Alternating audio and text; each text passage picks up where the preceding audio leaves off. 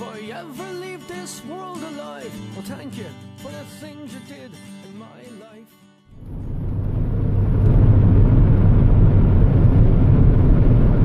Hey, what's up, world?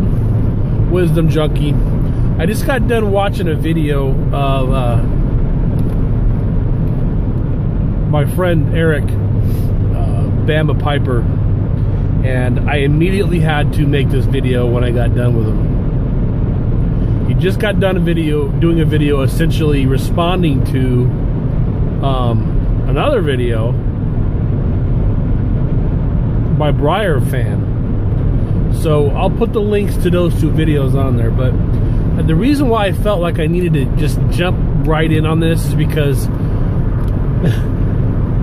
Bama Piper took the words out of my mouth in the video. He just basically did a video about why he does videos and how Briar Fan, a video that Briar Fan did, inspired him to make that video, and then he got deep and why am I making these videos and sort of why he's in this community and so on and so forth. And the reason why I'm bringing that up is because I did a video the other day on my phone talking about almost the exact same thing.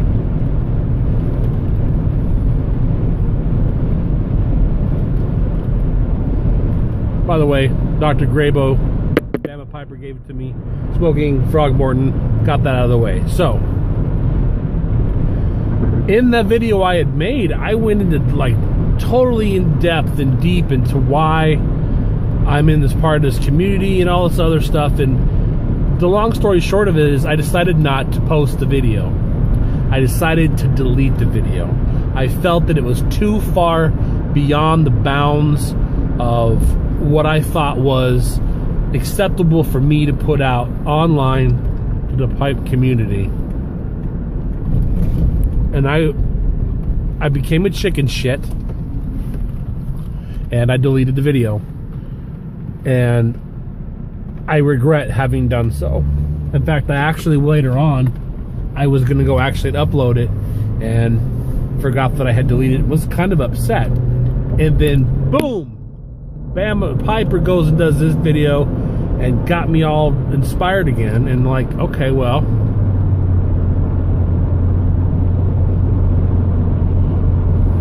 damn you, Bama. Damn you, Eric. So, I'm going to try to just, in a few minutes, cover what I was trying to say in the other video. And the point of this is to understand that I relate with Eric in what he was saying in his video as to why I'm here and I'm part of this. Like Eric, I don't have a lot of friends that I can talk to about things that I'm interested in. I have acquaintances. I have one best friend in my life, but he lives on the East Coast and I live in Arizona, and we can't talk hardly ever deeply. So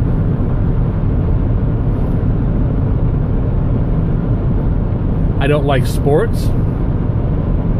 I don't like going to bars.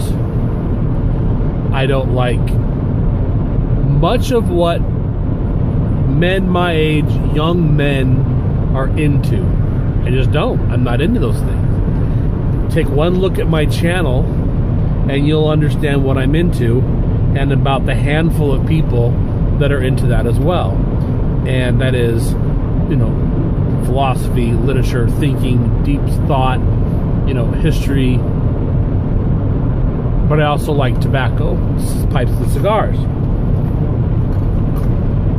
And because of that, I don't get the chance to really connect with people on a level socially that I would otherwise like to connect with them. I belong to many different groups in my life. I was in a model shipbuilding for a while.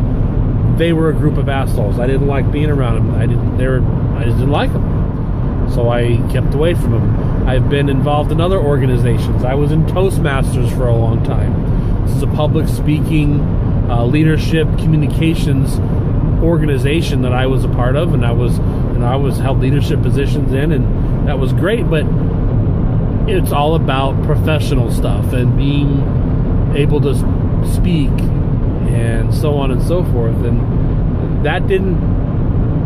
There was still a void in my life from a social aspect. So I ended up turning to my journals, honestly, because it felt like my journals were the only ones that would listen to me, and my books were the people who wrote the books, or people biographies. These were my teachers. These were my friends, Emerson, Thoreau, all of them that you see me talk about. They're the ones that I go to, which I guess is kind of sad, for teaching and learning and social interaction and getting into their brains and communing with them in some way that I think otherwise people wouldn't get into. Or that I think that groups that are into them are more into debating things or trying to prove themselves right, rather than just talking about what they think about it, And so, if I'm being completely honest, like Eric, I started to go a little stir crazy with this antisocial, corner I was in, and I still am in to some degree. Yes, I have work, but work is work, and I have acquaintances at work. But then I have my personal life, and I keep the two very, very separate. I try never to let the two intermingle at all. Like Eric, I can't relate with my wife on the same level, especially when it comes to tobacco and some of the things I'm into. She's just not into that stuff. So where does that leave me? Well, I needed fraternity. I needed friendship. I needed brotherhood. I needed something. I needed to be, we're social beings. We are social beings, people. And I wasn't getting that. I reached out to different other online groups, and I can't stand any of them. So as a last resort, I started looking into Freemasonry. I'm not going to go into whether it's good, bad, evil, this and that, but this is what I was looking into. I thought maybe there is a good group of guys that I could get to know and become part of that fraternity, and maybe, they're deep thinking guys and whatever, and I could get into Freemasonry. So I reached out to be one, ask one, they say. And I reached out to a Mason locally through Facebook because I saw he was part of the local lodge.